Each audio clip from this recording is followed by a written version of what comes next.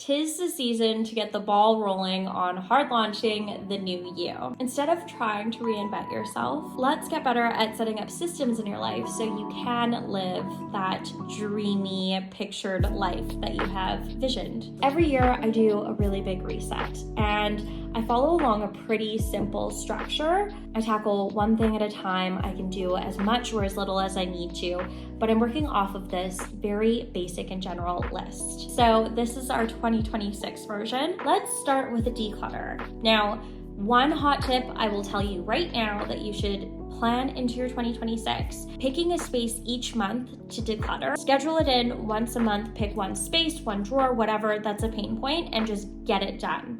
This year, I'm gonna do a little walkthrough of the house and see what needs a little bit more attention. I feel like when we bring so much new in, it's so handy to know that, oh, okay, this can actually come in because we have room for it. Okay, next on the list is a digital declutter. I'm doing a little bit each day. This is a good one if you take lots of photos. Maybe you need to get an external hard drive and put all of your photos onto that hard drive. If you save a lot of files or you're making a lot of stuff, again, it's really great to not just have it live on your computer. After my digital declutter, I'd actually probably look at my budget.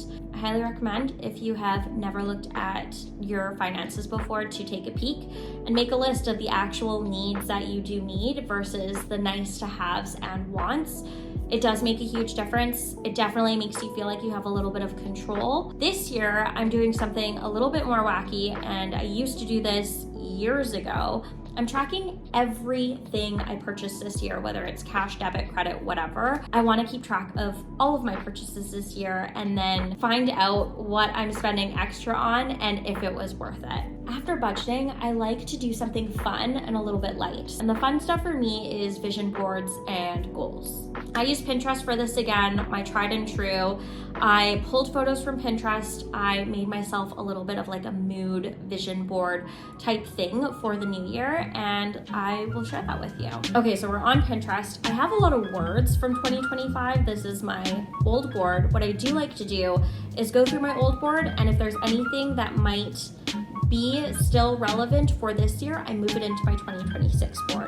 Okay, so the vision boarding kind of gets you excited to start setting your goals. I think that it's an easy way to transition into goal setting, especially if you have no idea where to start. It's nice to have those inspirational photos slash ideas to kind of put yourself in those shoes. Okay, after your vision board, you should be feeling excited, inspired, all the things about all of the things you're going to accomplish this year. You are ready to get the ball rolling on either setting goals or maybe making a bucket list, whichever kind of floats your boat. For me, I have a list of goals and I have a list of like a bucket list.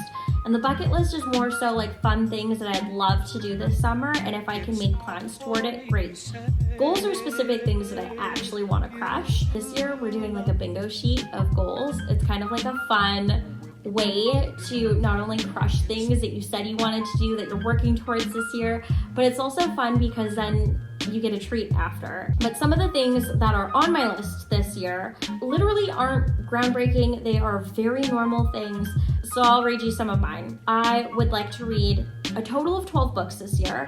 I do have the halfway mark. If I read 6 books, fantastic. I get to cross out that square on my bingo sheet.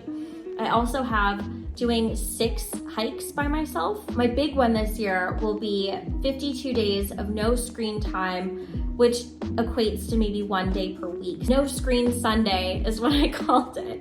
So clever. Whatever gets you going is what's gonna work for you. So make sure that you look forward to actually working towards something that might change your life in a little way. Okay, now we are done our vision board, our goal setting. We've done a ton of things.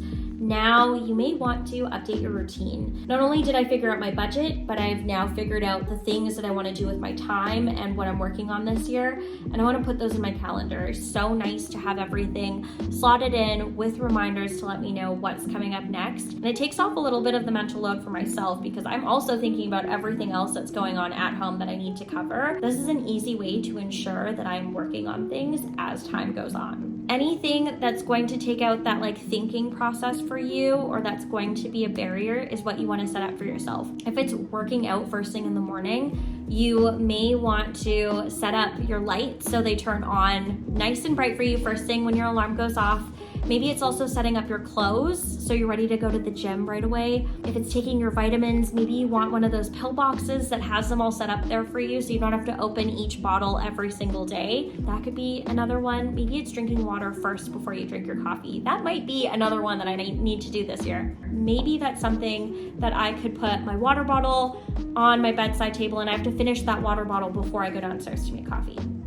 Little things that will set up your systems so that way it takes up that thinking process for you so you have more time to do other things. I'm almost done this coffee. Okay, next we're gonna move on to self-care. I don't take care of me enough, if that makes sense.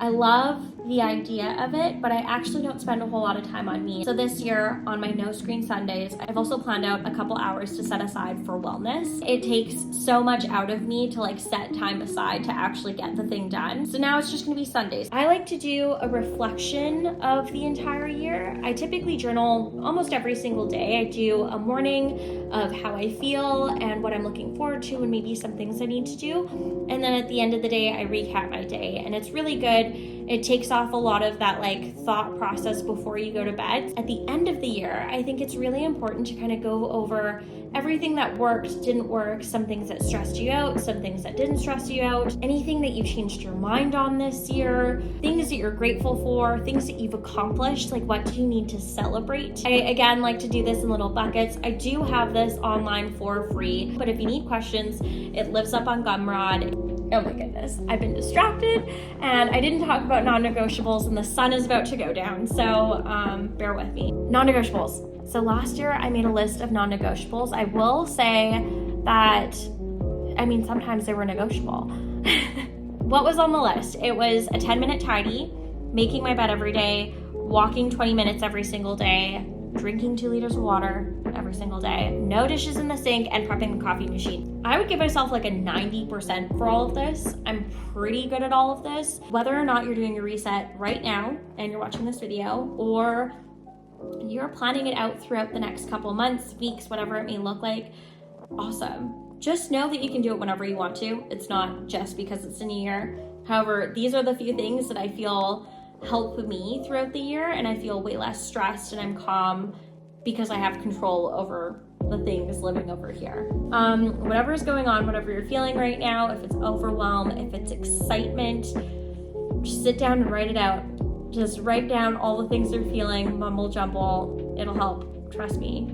Anyways, I'm gonna start doing something. I have a million things to do. I have to pick one and I have to go do it. I hope you guys feel excited and in control about your 2026. All of these things on this list are, for the most part, within your control, and hopefully you plan really big things for yourself and have things to look forward to.